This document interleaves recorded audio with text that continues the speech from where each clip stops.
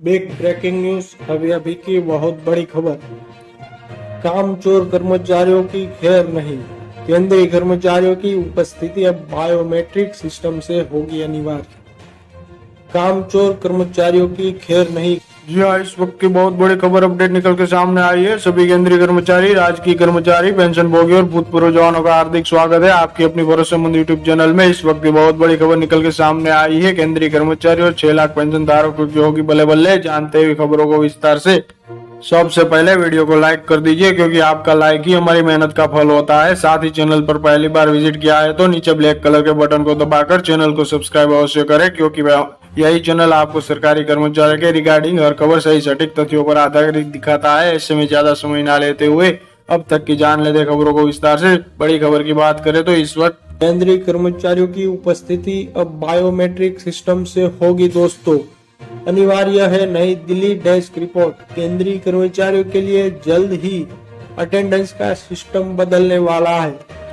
सरकार ने यह तय किया है कि अब उनकी उपस्थिति बायोमेट्रिक सिस्टम के माध्यम से दर्ज की जाएगी।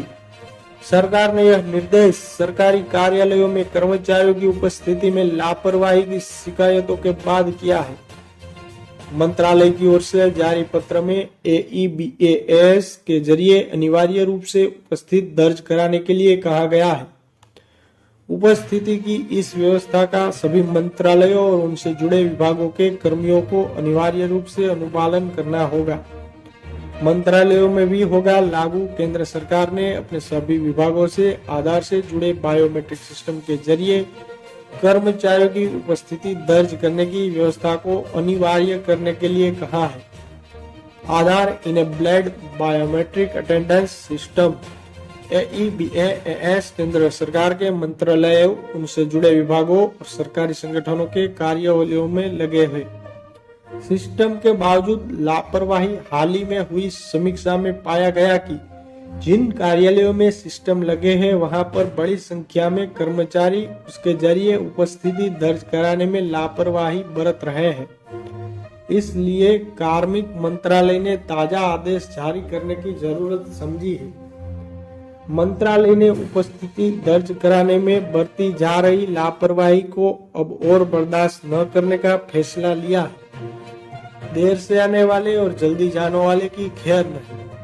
विभागाध्यक्षों के बायोमेट्रिक सिस्टम के जरिए उपस्थिति दर्ज कराने की व्यवस्था का कड़ाई के अनुपालन सुनिश्चित कराने के लिए कहा गया है।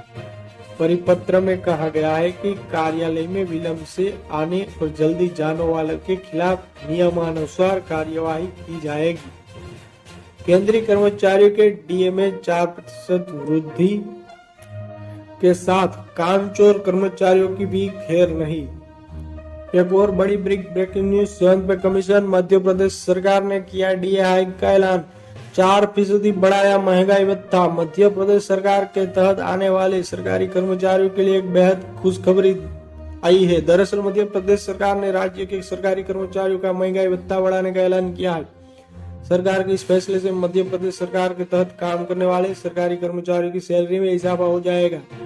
वही मध्य प्रदेश सरकार के कर्मचारियों का भत्ता इस DA हाइक के बाद केंद्र सरकार के कर्मचारियों के बराबर हो जाएगा।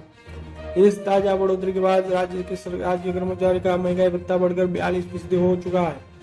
CM शिवराज सिंह चौहान ने खुद किया ऐलान। मध्य प्रदेश के कर्मचारियों के DA में हाइक का ऐलान खुद राज्य के CM शिवराज सिंह चौहान ने सीहोर के जिले में एक सामूहिक कार्यक्रम के दौरान मध्य प्रदेश सरकार का 4% DA बढ़ोतरी से राज्य सरकार के कर्मचारी का वेतन 16 से 6,000 तक बढ़ जाएगा।